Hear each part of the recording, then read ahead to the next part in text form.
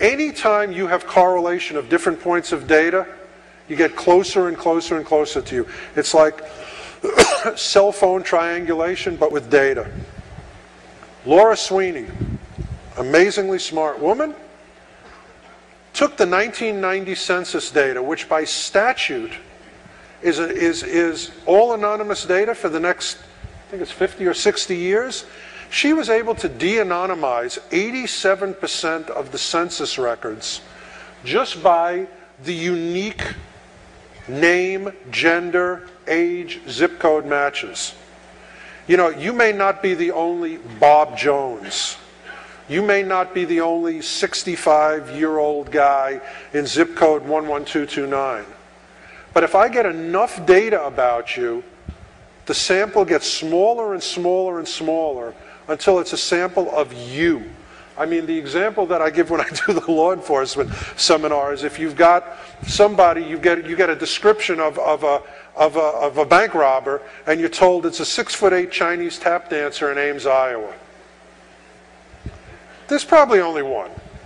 And that's an example of de-anonymizing data. The more information that I can pull in, I don't care if I have your name, I don't care if I have your address, I don't care if I have your social security number or some ultimate identifying data, called identifier, by the way. If I have enough unique data, I can figure out who you are. And my usual audiences are, you know, doubting investigators, so I have to give them, RW stands for real world examples. Thelma Arnold.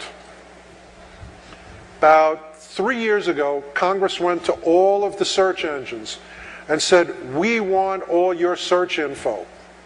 And some people said no, some people went to court. AOL said, we'll give you all the search info, but we're going to anonymize each record. We're going to take out the name, we're going to take out whatever. So the New York Times, which pretty well sucks as a newspaper, but they do some good things, took these records and said, all right, we're going to take 100 random samples and see how anonymous is it really.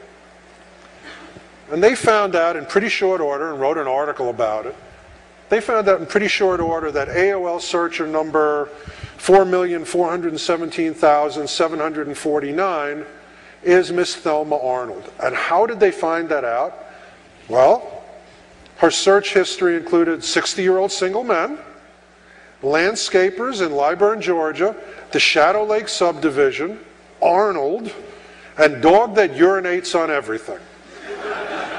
And in pretty short order, they found somebody named Arnold who lived in the Shadow Lake subdivision in Lyburn, Georgia, and is around the age of 60 and single, and in fact has a dog that urinates on everything. You are not anonymous on the web. And again, all of the little things that help us find out who you are, cookies, browsing history, downloading history, embedded graphics, which supposedly went the way of the dinosaur, but trust me, they're back.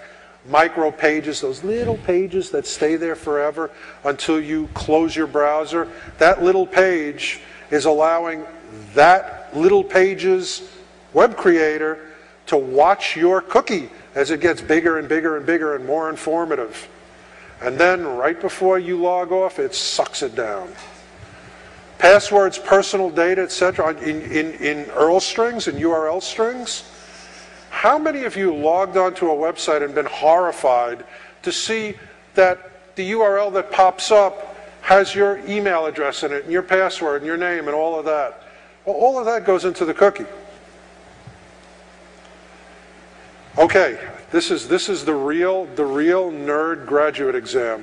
How many people in this room have heard of Nebuadder Form? Unbelievable. A lot of the room.